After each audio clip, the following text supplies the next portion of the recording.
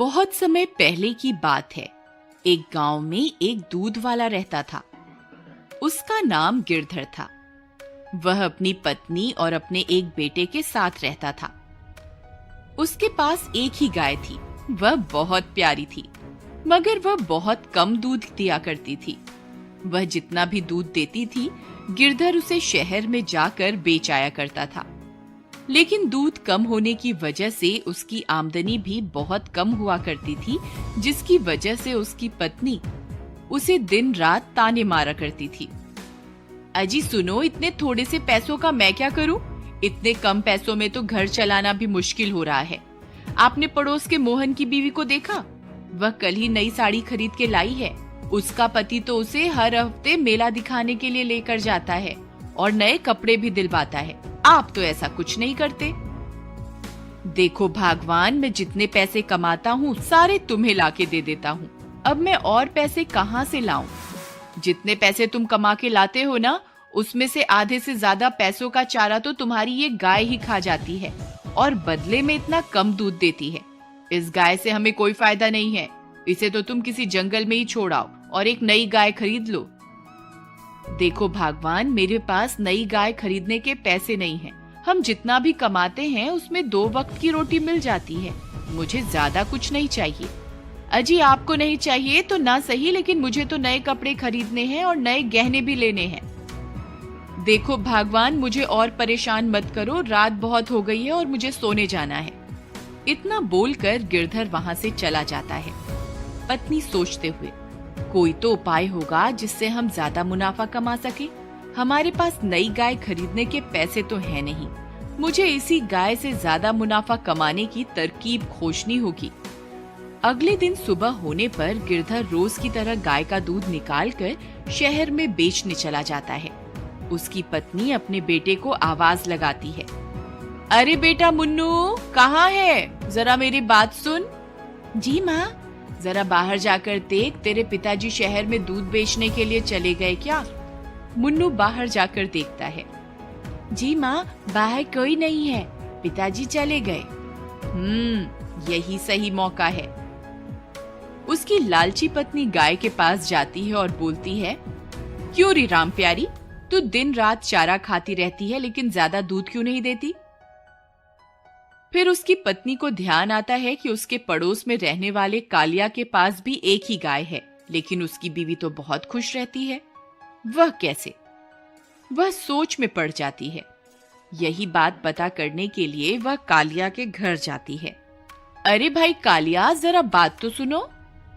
अरे बहन सुषमा, कैसी हो तुम? और गिरधर के क्या हाल हैं? अरे हाल चाल तो मत ही पूछो, बहुत बुरे हाल हैं। हमारी गाय तो ज्यादा दूध ही नहीं देती। इतने कम दूध में कोई मुनाफा नहीं हो रहा। तुम्हारे पास भी तो एक ही गाय है, किंतु तुम्हारी गाय तो बहुत सारा दूध देती है। वह कैसे? बहन, एक राज की बात बताऊं, किसी से कहना नहीं। मैं शहर से एक इंजेक्शन लाया हूँ, जिसे अगर गाय को लगा दो तो वह 4 गुना ज्यादा दूध देती है। अरे दैया, ऐसा भी कोई इंजेक्शन होता है क्या? हाँ बहन, मैं तो अपनी गाय को वही इंजेक्शन देता हूँ, तभी तो मेरी गाय ज्यादा दूध देती है। अरे भैया, मुझे भी ऐसा इंजेक्शन दे दो ताकि मैं भी कुछ मुनाफा कमा सकूं। जरूर, क्यों नहीं, ये लो। लेकिन ध्यान रखना, गिरधर को पता ना चले। अगर उसे पता चल गया तो तुम्हारी और मेरी शामत आ जाएगी। हाँ हाँ, किसी को कुछ पता नहीं चलेगा। फिर उसकी पत्नी कालिया से इंजेक्शन लेकर अपने घर वापस आ जाती है और घर पहुंचते ही चुपके से अपनी गाय को इंजेक्शन लगा देती है। फिर अगले दिन रोज की तरह गिरधर अपनी गाय का दूध निकालता है। अरे ये क्या, आज तो पूरी बाल्टी भर गई, फिर भी दूध बंद ही नहीं हो रहा। लगता है भगवान ने मेरी लालची पत्नी की बात सुन ली। शायद अब हमारे अच्छे दिन आ जाएं। अब शहर चलता हूँ और जो भी मुनाफा होगा उससे अपनी बीवी के लिए कुछ नए कपड़े खरीद लूंगा। शाम होने पर गिरधर अपनी बीवी के लिए कुछ नए कपड़े लेता है। उसकी बीवी नए कपड़े पाकर खुश हो जाती है। कुछ दिनों तक ऐसा ही चलता रहा। गिरधर की लालची पत्नी रोज अपनी गाय को इंजेक्शन लगा देती और गाय ज्यादा दूध देने लगती और गिरधर शहर जाकर दूध बेचता और जो भी मुनाफा होता वह सारा का सारा अपनी बीवी को दे देता। फिर एक दिन गिरधर की पत्नी रोज की तरह गाय को इंजेक्शन लगाने जाती है। गाय भी समझ चुकी थी कि ये लालची औरत उसे इंजेक्शन लगाने आ रही है। जैसे ही सुषमा उसे इंजेक्शन लगाती है, गाय छटपटाने लगती है।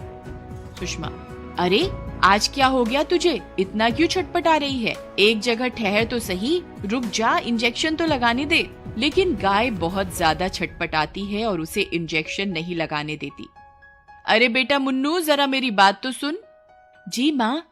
मुन्नू बेटा, हमारी गाय की तबीयत थोड़ी खराब हो गई है, इसलिए मुझे इसे इंजेक्शन देना होगा। जरा तू इसे पकड़ के रख ताकि मैं इसे इंजेक्शन लगा सकूं। जी माँ, मैं अभी पकड़ता हूँ। फिर जैसे ही सुषमा उसे इंजेक्शन लगाने लगती थी, गाय फिर से छटपटाती है और इंजेक्शन गलती से मुन्नू के हाथ में लग जाता है। मुन्नू जोर से चिल्लाता है, अरे मर गया, हाय हाय, अरे ये क्या किया माँ, ये इंजेक्शन तो मुझे लग गया। हे भगवान, ये मुझसे क्या हो गया, अब क्या होगा? फिर रात होने पर मुन्नू की तबीयत खराब हो जाती है। अरे बेटा मुन्नू, सुबह तक तो तुम ठीक थे, ये अचानक तुम्हें क्या हो गया? पिताजी, सुबह गाय की तबीयत खराब होने की वजह से माँ गाय को इंजेक्शन लगा रही थी और गलती से वह इंजेक्शन मुझे लग गया। लेकिन सुबह तो गाय की तबीयत ठीक थी। पत्नी डरते हुए, नहीं, आपके जाने के बाद उसकी तबीयत थोड़ी खराब हो गई थी, तो मैंने पड़ोस के कालिया से एक इंजेक्शन लेकर उसे लगाना चाहा था, तभी गलती से वह इंजेक्शन मुन्नू को लग गया। गिरधर समझ जाता है कि वह इंजेक्शन किस लिए था। गिरधर गुस्से में, मैं जानता हूँ भगवान, तुम कालिया से वह इंजेक्शन क्यों लेकर आई थी।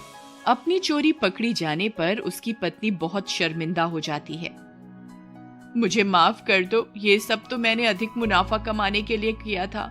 मुझे क्या पता था कि वह इंजेक्शन एक दिन मेरे बेटे को ही लग जाएगा।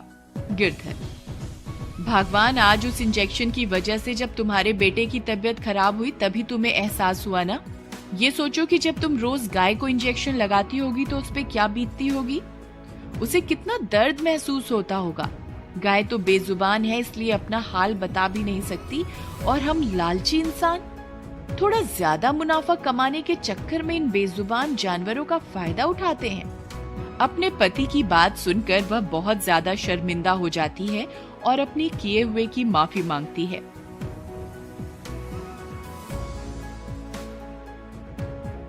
फिर वह गाय के पास जाती है और उससे भी माफी मांगती है, और गाय भी उसे मुस्कुराकर माफ कर देती है। फिर वह उसी दिन से अपनी गाय की बहुत सेवा करती है और उसी गाय का दूध पी पी कर उसका बेटा भी कुछ ही दिनों में ठीक हो जाता है और वह सब कम मुनाफे में भी खुश रहने लगते हैं। मॉरल, अगर इंसान ज्यादा मुनाफा कमाने के चक्कर में बेजुबान जानवरों का फायदा उठाते हैं और बेचारे जानवर बेजुबान होने की वजह से कुछ बोल भी नहीं पाते और हम इंसानों का जुल्म चुपचाप सहते रहते हैं। अक्सर आपने देखा होगा, सड़क पर गाय लावारिस हालत में घूमती रहती है और पॉलीथीन खाने की वजह से दम भी तोड़ देती है। हमें पॉलीथीन का इस्तेमाल भी कम से कम करना चाहिए और अगर आपको कोई गाय पॉलीथीन खाते हुए दिखाई दे तो उसे रोकना चाहिए। क्या पता आपके इस कदम से किसी बेजुबान की जान बच जाए। अक्सर चुनौतियों से, संघर्षों से हम डरते हैं, लेकिन संघर्ष ही तो हैं जो हमें और अधिक मजबूत करते हैं और जिंदगी की कठिनाइयों से लड़ने की हिम्मत देते हैं और हमें सक्षम बनाते हैं, कुछ भी कर पाने के और कुछ भी कर गुजरने के। इसलिए जिंदगी में कभी भी कोई चुनौती आई तो उसे घबराइए मत, बल्कि हंसकर उसका सामना कीजिए।